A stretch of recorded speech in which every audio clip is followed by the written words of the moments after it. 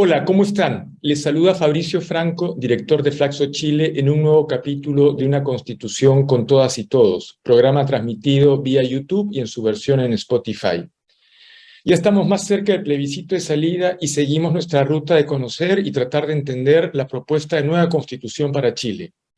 Para este propósito, estamos hoy junto al ex vicepresidente de la Convención del primer periodo, el destacado abogado constitucionalista Jaime Baza Mercado. Bienvenido, Jaime, a este espacio de conversación. Hola Fabricio, ¿cómo estás? Muchas gracias por la invitación. Gracias más bien a ti. Jaime, estamos cumpliendo hoy nuestro programa número 14 y quisiéramos entrar a explorar a partir de este y los siguientes capítulos de nuestro programa, particularmente el catálogo de derechos, ¿sí? Que están presentes en la propuesta de Constitución, en materias como educación, salud, pensiones, entre otros. Sé que estuviste trabajando en la Comisión de Sistema Político, que vio como funciones, las principales funciones del presidente de la República, del Congreso, del régimen político, ¿sí? Pero creo que a la ciudadanía también le interesa mucho entender qué significa esto de los nuevos derechos, ¿sí? O la consagración de los derechos sociales en la Constitución. Al leer el texto de la propuesta que se vota este 4 de septiembre, se ve que hay un paquete de derechos vinculados al derecho al trabajo. ¿De acuerdo? Se hace referencia al derecho al trabajo decente, se hace referencia a los trabajadores y trabajadoras que tendrán derecho a una remuneración equitativa, justa y suficiente. Se habla del derecho a la libertad sindical. ¿Qué significan? Dos preguntas, por favor. ¿Qué significan estos derechos? Y si alguno de ellos están presentes en la Constitución actual, la vigente. Bueno, efectivamente yo creo que aquí hay un cambio de paradigma bien importante, que yo diría que se explica, entre otras razones, porque la nueva Constitución fue escrita por gente común y corriente. Los representantes de la voluntad popular que trabajaron en la Convención Constitucional se distribuyen a lo largo y ancho de la diversidad social, política y cultural del país de una manera bien representativa.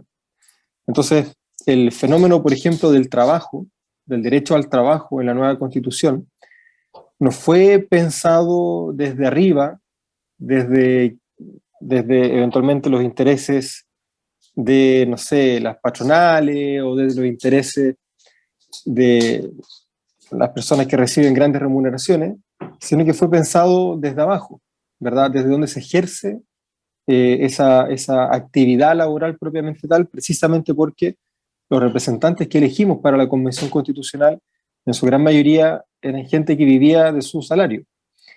Entonces, claro, la forma en la que la nueva Constitución regula el derecho al trabajo es bastante más completa de lo que lo hace la actual Constitución. Por ejemplo, la actual Constitución protege solo la libertad de trabajo, es decir, el derecho que tenemos las personas de elegir libremente un trabajo y sus condiciones, cuando sabemos que en realidad esa libertad no se distribuye equitativamente a lo largo de la sociedad.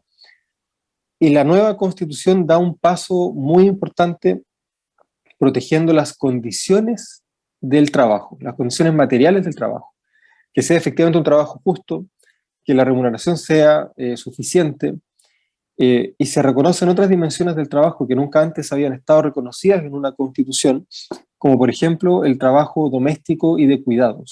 Entonces hay efectivamente una forma de comprensión del trabajo que entiende la centralidad que el trabajo tiene para la configuración de la vida individual, pero también de la vida social y de la vida familiar. Y eso se ha logrado, claro, a partir de distintas normas que protegen la libertad de trabajo, por supuesto, pero también el derecho al trabajo decente y estos elementos, ¿verdad?, que son complementarios al trabajo propiamente tal y que son tan importantes, ¿verdad?, para la vida cotidiana de todas y todos. Si pudieras profundizar, ¿qué es el trabajo decente? Porque es un tema que Bueno, nos han preguntado en varias ocasiones. ¿Qué se entiende? Bueno, como todos estos conceptos están permanentemente abiertos, ¿verdad?, a concreciones e interpretaciones distintas por parte del legislador. Es un poco lo que entendemos por vida digna o por las pensiones dignas. Son definiciones de contenido que buscan garantizar que el espacio vital marcado por el trabajo sea uno que permita efectivamente el libre desarrollo de la personalidad y que las personas podamos llevar adelante nuestros planes de vida con autonomía y con dignidad.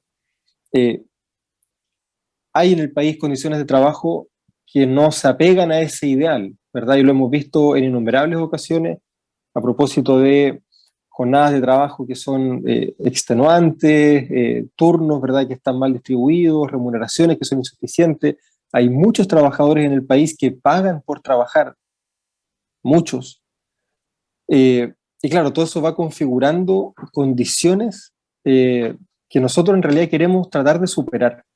Desde la nueva Constitución, desde la Convención Constitucional, hemos pensado la forma de garantizar mejores condiciones de trabajo para que esos estándares vayan progresivamente subiendo, ¿verdad? Para que efectivamente podamos ir alcanzando entre todas y todos esa concepción del trabajo decente.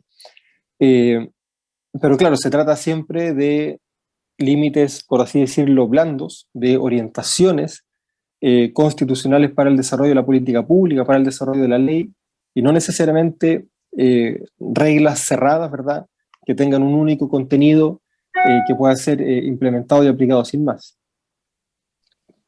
De acuerdo. En tu intervención anterior hiciste alusión al reconocimiento del trabajo doméstico y el trabajo de cuidados. Ese es un tema que en Flaxo investigamos, tenemos años investigando.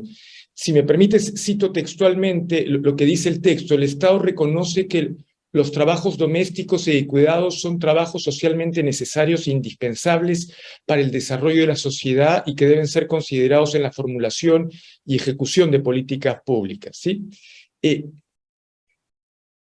Ha sido históricamente un área relativamente invisibilizada, además un área a la que está asociada particularmente el trabajo de la mujer, el trabajo femenino. ¿Qué se trató o qué se trata de incorporar con este derecho?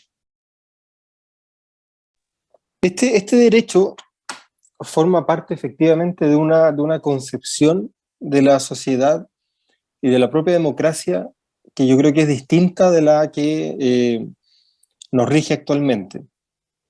Hay un objetivo político importante que tiene por finalidad superar la distinción entre vida pública y vida privada, que ha servido para, de alguna manera, petrificar la asignación de roles al hombre y a la mujer para la vida productiva en el espacio público para el hombre y para la vida reproductiva en el espacio privado para la mujer.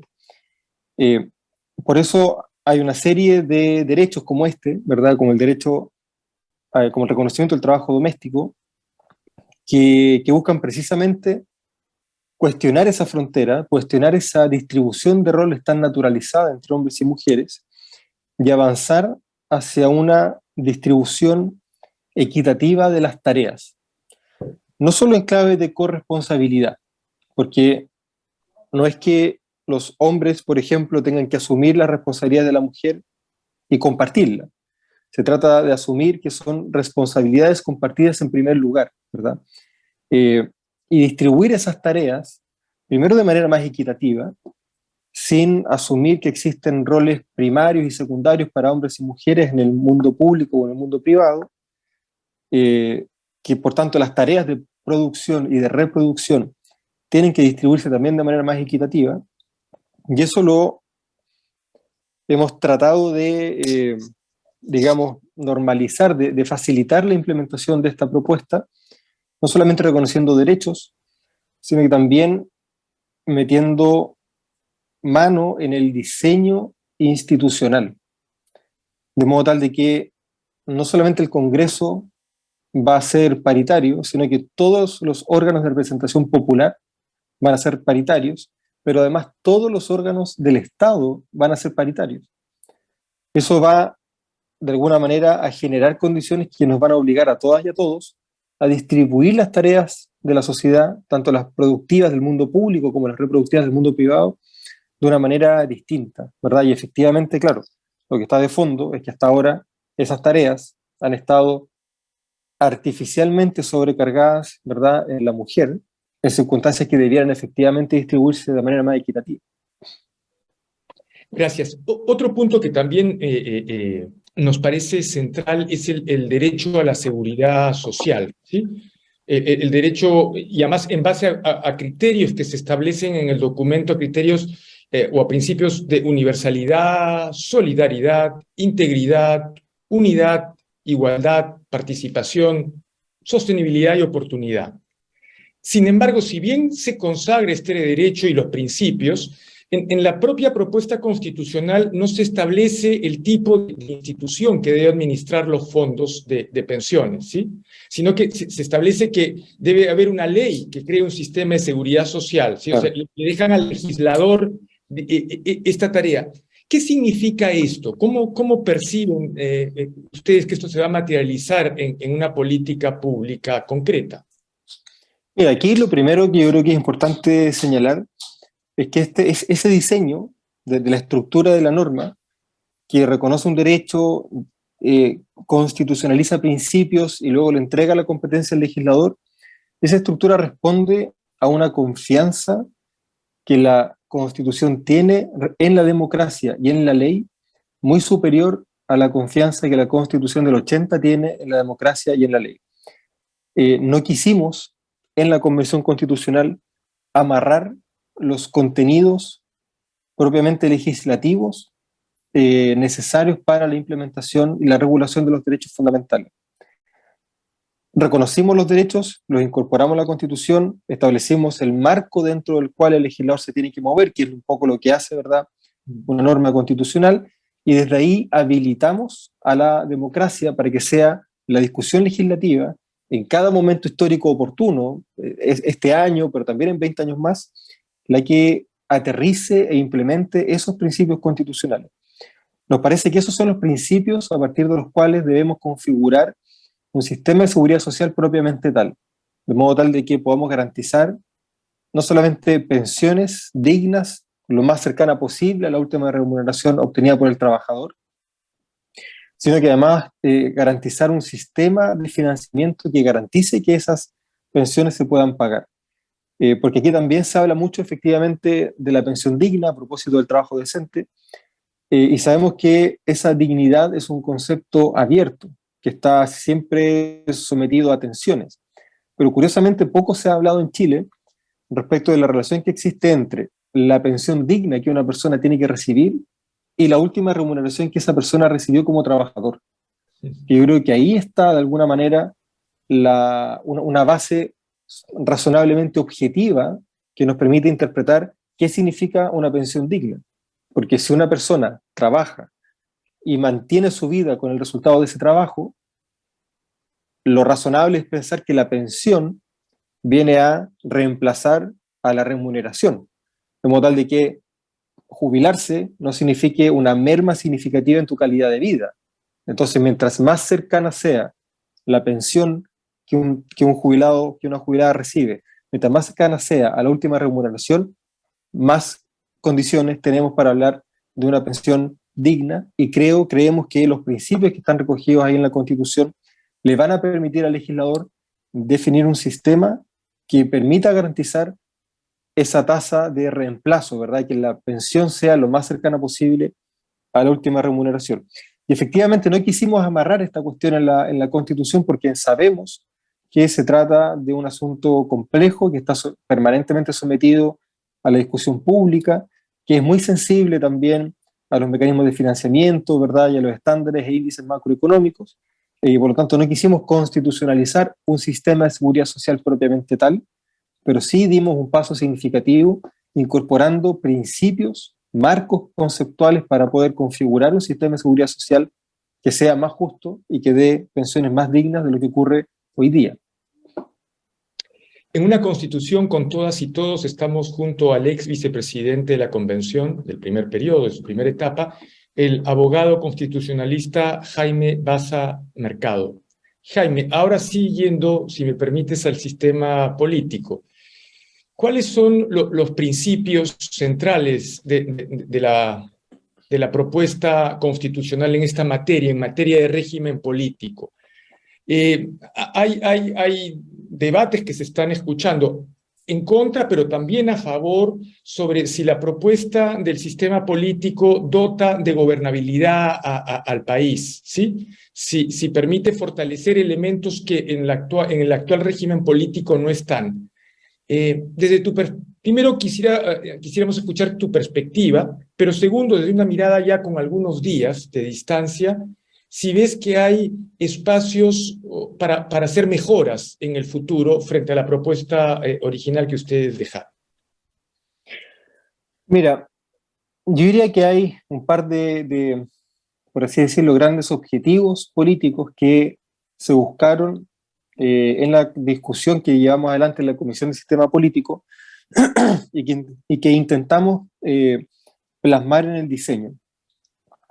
Por de pronto había un diagnóstico bastante compartido que era muy crítico con el excesivo presidencialismo que caracteriza al país y que caracteriza también a varias de las democracias de América Latina.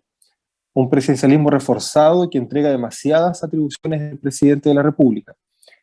Y había un consenso bastante importante en la comisión y también en las audiencias públicas que recibimos varias decenas de audiencias públicas, de que era importante generar una distribución de poder más equilibrada entre los poderes del Estado. Entonces hubo ahí un primer objetivo que buscaba efectivamente bajar un poco la intensidad de protagonismo que tiene el presidente de la República, siendo todavía un régimen presidencial, pero bajar un poco la intensidad de su protagonismo y equilibrar eso, ¿verdad? Subir como una suerte de contraposición el poder del poder legislativo, ¿verdad? La incidencia del poder legislativo. Y eso se buscó de alguna manera graduando, ¿verdad?, ambas atribuciones para generar condiciones más equilibradas, primero entre ejecutivo y legislativo. Yo creo que eso se logró de manera bastante satisfactoria. Entiendo que empoderar al Congreso en un país marcado por una cultura política excesivamente presidencialista pueda generar temores, especialmente en la clase política. Pero lo cierto es que hay una demanda importante a través de décadas de diagnósticos de expertos y expertas por democratizar un poco más el sistema político y por superar esa excesiva concentración del poder en el presidente de la República, porque finalmente el gran problema que tiene concentrar el poder en el presidente es que si te toca un buen presidente, el sistema va a funcionar bien. Pero si te toca un mal presidente, no hay cómo arreglarlo, ¿verdad? Porque más encima en un sistema presidencial no puedes cambiar al jefe del gobierno sin tocar al jefe de Estado porque son la misma persona. Entonces ahí hay un primer elemento. Y hay un segundo elemento que también fue muy importante y estuvo presente en el diagnóstico y yo creo que enfrentamos razonablemente bien, que es garantizar no solamente la estabilidad del sistema, que yo creo que se garantiza, sino que especialmente la eficacia en el ejercicio del poder. Es una percepción bastante común en la ciudadanía de que da lo mismo votar o no, y que da lo mismo quien gobierne, porque gobierne quien gobierne, las cosas van a seguir igual, vote o no vote, el lunes tengo que ir a trabajar igual. Y esos factores, esa sensación, esa forma que la ciudadanía tiene de procesar los problemas del sistema político, habla de la muchas veces incapacidad estructural que los gobiernos tienen de implementar los programas para los cuales fueron elegidos. Y eso se explica muchas veces por los diseños de sistema político que neutralizan recíprocamente a los poderes del Estado. donde la lógica de pesos y contrapesos va mucho más allá y termina consolidándose un diseño que es proclive a la mantención del status quo y no a la garantía del principio democrático del autogobierno del pueblo. Entonces lo que buscamos con el diseño del sistema político fue efectivamente establecer condiciones que permitieran darle eficacia a la acción política del Poder Legislativo y del Poder Ejecutivo. Por eso, el Poder Legislativo es corresponsable de varias cuestiones de las que hasta ahora solo era responsable el presidente de la República. Por ejemplo, los proyectos de ley de gasto fiscal. Hoy día va a haber una responsabilidad compartida entre el legislador y el Poder Ejecutivo, precisamente para hacerlos corresponsables del destino del país. De modo tal de que, por ejemplo, el Congreso Nacional no pueda entorpecer el trabajo del presidente de la República, porque al entorpecer el trabajo del presidente le genera costo al presidente, pero también al Congreso, porque tienen responsabilidades compartidas. Y dentro de ese diseño de redistribución del poder y de eficacia en el ejercicio del poder, configuramos un poder legislativo con dos cámaras que cumplen funciones de representación distintas. Una Cámara de Representación Popular y una Cámara de Representación Territorial, que es la Cámara de las Regiones, que no solamente participa a nivel nacional de la configuración de la voluntad general que se expresa en la ley, sino que también se encuentra anclada institucionalmente en las regiones. Porque las asambleas regionales que forman parte de los gobiernos regionales van a tener un poder de fiscalización y de control respecto de la Cámara de las Regiones que hoy día el CORE no tiene en el Senado. Hoy día el Consejo Regional no tiene ningún poder sobre el Senado, ninguno en absoluto. Y esa relación nueva que la nueva Constitución establece entre la Cámara de las Regiones en el Poder Legislativo y las asambleas regionales en el gobierno regional le va a dar efectivamente un anclaje institucional y una preponderancia a la política regional en lo nacional que hoy día no tiene y que el Senado no ha garantizado porque tiene un diseño que es bicameral sí, propiamente tal. Así Entonces yo creo que por ahí están los dos principales objetivos. Lo que sí creo que nos faltó, y que faltó, creo yo, por las condiciones propias de la deliberación política, fueron los partidos políticos. Ahí hay una crítica, efectivamente, sí, que se ha planteado. Eso faltó. Ahora, yo creo que es súper interesante tratar de identificar por qué la Comisión de Sistema Político en primer lugar y el Pleno en segundo lugar no pudieron avanzar en la discusión del sistema de partidos políticos. Y esto yo creo que se debe a dos explicaciones. Primero, la crisis de legitimidad de los partidos es mucho más profunda de lo que parece. Es mucho más profunda de lo que parece. Lo que genera de alguna manera ciertas dudas sobre lo que los actuales partidos políticos puedan hacer en materia de reformas constitucionales. Y en segundo lugar, porque yo tengo la impresión de que el sistema político en su conjunto, la clase política en particular, no han procesado suficientemente bien el impacto que representan las nuevas formas de organización social y las nuevas formas de representación.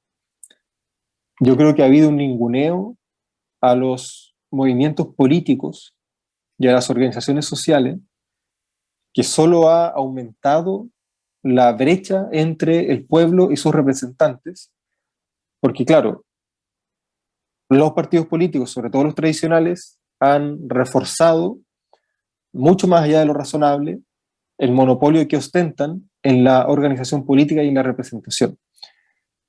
Y claro, cuando tratamos de conversar sobre organizaciones políticas en la Comisión de Sistema Político, la crítica fue feroz, fue transversal, pero fue transversal en la clase política.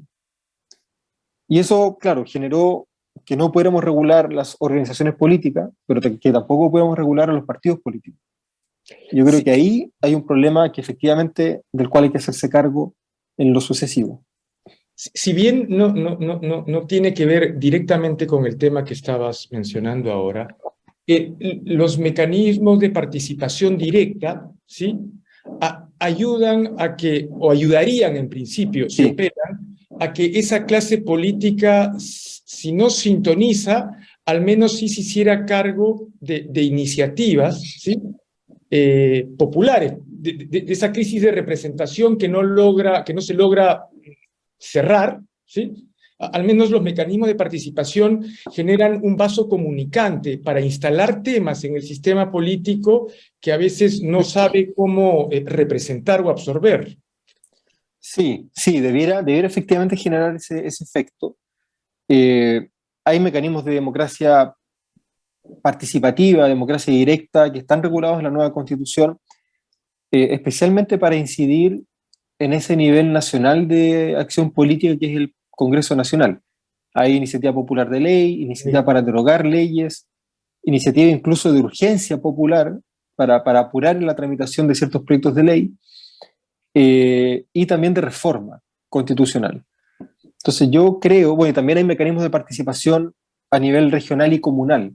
Entonces yo creo que se va a generar efectivamente una dinamización de la acción política que va, por un lado, a fortalecer la representación, que es un problema importante, creo yo, hoy día, y que también va a intensificar la democracia, ¿verdad?, por este lado de la democracia participativa. Entonces yo creo que efectivamente vamos a tener elementos que le van a entregar una dinámica política diferente al sistema. De acuerdo. Vaya, es una paradoja. Creo que nunca tan politizada en estas últimas, digamos, 3 o 4 décadas la sociedad chilena y nunca tan evidente la crisis de su sistema político. Pero, exactamente. Yendo, si me permites, a la última pregunta, es una pregunta que normalmente hacemos a todas nuestras entrevistadas y entrevistados, es: el 4 de septiembre tenemos el plebiscito de salida y hay que votar o apruebo o rechazo, ¿sí?, a la propuesta constitucional. Y esto es un voto obligatorio. Desde tu perspectiva, ¿cuáles son los 3 pilares, ¿sí?, que le dan legitimidad a la propuesta constitucional? Mira, De primero... la manera más personal, más íntima, a ti, ¿cuáles sí. son? Bueno, primero que aquí ha habido un proceso empujado por la ciudadanía. El hecho de que hayamos tenido una movilización social muy importante en 2019 demandando nuevas reglas del juego, que hayamos tenido un plebiscito de entrada en octubre del 2020 tan contundente, que hayamos elegido representantes para redactar una nueva constitución, que esos representantes hayan hecho el trabajo, que yo creo que si uno mira lo que ha ocurrido en otros países, yo creo que es algo que vale la pena rescatar. Cumplimos dentro de plazo, ¿verdad? No hubo una gran crisis social mientras la convención trabajaba, hubo mecanismos de participación, audiencias públicas, iniciativa popular constituyente, y ahora estamos preparándonos para el plebiscito de salida, para ratificar este trabajo.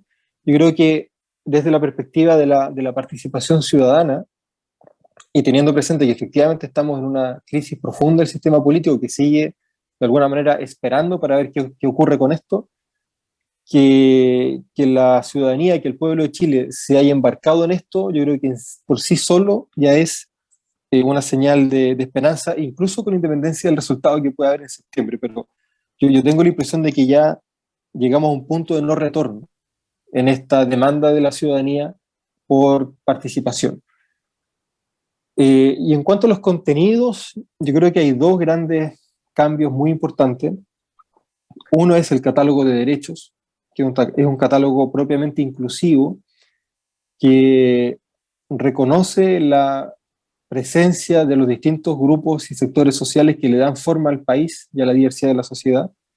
Hay un nivel de reconocimiento ahí muy importante a los distintos grupos sociales, a los trabajadores, a las mujeres, a las niñas y adolescentes, a las personas mayores, en fin. Y yo creo que eso representa un cambio importante porque da cuenta de cómo la persona está efectivamente en el centro de esta propuesta de nueva constitución. Y el segundo cambio significativo me parece que es el sistema regional. Este cambio desde el Estado unitario a un Estado regional autonómico que va a permitir superar el centralismo que aqueja al país, me atrevería a decir, desde las reformas borbónicas de Carlos III del año 1700. Llevamos décadas, si no siglos, tratando de superar el centralismo que heredamos, ¿verdad?, del régimen colonial. El siglo XX fue una lucha permanente, ¿verdad?, por ese centralismo. Tuvimos conflictos armados incluso durante el siglo XIX en Chile por esa demanda de descentralización. Y yo creo que la propuesta de Estado regional fortalece muy significativamente a las regiones, entrega atribuciones, entrega condiciones materiales para que esas atribuciones se puedan ejercer, y eso va a redundar en última instancia en una mejora significativa en la calidad de vida de las personas que viven fuera del centro. Y eso me parece que es un cambio muy importante y que esperamos pueda efectivamente ser ratificado por la ciudadanía en el plebiscito.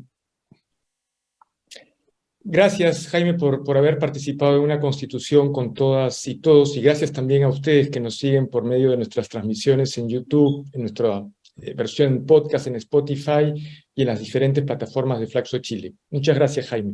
Muy amable. Chao, muchas gracias.